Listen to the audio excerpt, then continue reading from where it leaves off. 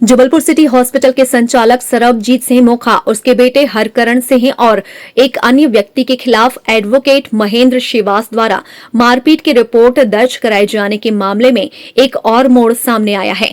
वकील महेंद्र श्रीवास ने मोखा और उसके बेटे पर कोर्ट परिसर के अंदर G2 हॉल में गला घोटने और कटार से हमला करने की रिपोर्ट ओमती थाने में दर्ज कराई थी। ओमती पुलिस ने भी दर्जन भर से ज्यादा वकीलों के साथ पहुंचे एडवोकेट महेंद्र श्रीवास के रिपोर्ट पर सरबजीत सिंह मोखा और अन्य के खिलाफ रिपोर्ट दर्ज की। वहीं वकीलों की FIR के बाद देर रात कहानी में एक नया मोड़ तब आ गया जब सरबजीत सिंह मोखा अपने पुत्र हरकरण सिंह मोखा के साथ ओमती थाने पहुंचे और वकील महेंद्र श्रीवास और उसके साथी वकीलों द्वारा कोर्ट पेशी के दौरान मारपीट करने की शिकायत की। सरबजीत सिंह मोखा का आरोप है कि सिटी अस्पताल में इलाज के दौरान महेंद्र श्रीवास के पिता की मौत हुई, जिस मामले में वकील ने उनके खिलाफ कोर्ट में परिवाद दायर किया है।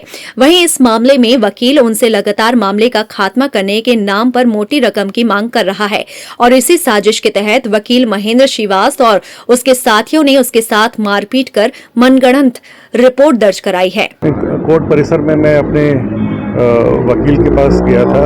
आज एक कोर्ट में मेरे पेशी थी तो मेरे को जाना था उनके साथ। तो कोर्ट परिसर में जब मैं गया तो वहाँ पे जहाँ पे वकीलों का कक्ष है, वहाँ से अपने वकील के साथ जब बाहर निकल रहा था तो महेंद्र श्रीवास तथा उसके 3-4 साथियों ने मिलके मेरे साथ मेरा बेटा भी था, मेरी अपना परिवार के और सदस्य भी थे, उनके साथ इन्होंने मारपीट की, मारापीट करी और बेंच उठा के, कुर्सियाँ उठा के, लात घूंसों से मारपीट करी और जान से मारने की धमकी दी, गाली गलौज करी और काफ़ी अभद्रता करी।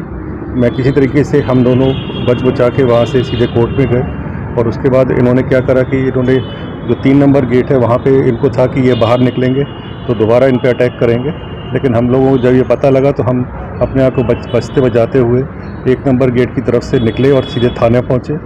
लेकिन थाने में यहाँ पे देखा उनको मैंने कि काफ़ी लोग यहाँ पे 25-30 लोग इकट्ठे हो गए थे। तो मुझे फिर यहाँ पे बताया गया कि आपके ऊपर अटैक हो सकता है, तो मैं यहाँ से फिर अपने घर की तरफ चला। क्या हुआ था ऐसा, किस घटना को लेकर के उनके द्वारा इस प्रकार की घटना की? नहीं, घटना तो उनको खुद भी पता होगा, लेकिन महेंद्र श्रीवास को मेरे अस्पताल से कोई पूर्व की कोई प्रॉब्लम थी जिसकी वो वर्णन कर रहा था। अब कुछ यानी आपका पुराना विवाद चल रहा था? नहीं, विवाद, उन्होंने एक परिवाद दायर करा था मेरे खिलाफ, हॉस्पिटल के खिलाफ, कि उन्होंने उनके पिताजी का इलाज ठीक से नहीं करा था। वो परिवाद अभी कोर्ट में, न्यायालय में विचाराधीन हैगा और न्यायालय जो भी करेगी वो तो करेगी, लेकिन इन्होंने जो करा आज वो मुझे इनसे जान का खतरा हैगा और यही मैं कंप्लेन मैंने ओमती थाने में दर्ज की। कुछ डिमांड भी उनके द्वारा की गई? उनके द्वारा लगातार डिमांड करी जा रही थी पैसे की, लेकिन चूँकि मैंने ठीक नहीं समझा कि ये सब चीज़ें करूँ मैं, इसलिए मैंने उनको साफ मना करा गया था। इस मामले में ओमती पुलिस ने पहले एडवोकेट महेंद्र श्रीवास की रिपोर्ट पर सरबजीत सिंह मोखा और अन्य के खिलाफ रिपोर्ट दर्ज की थी।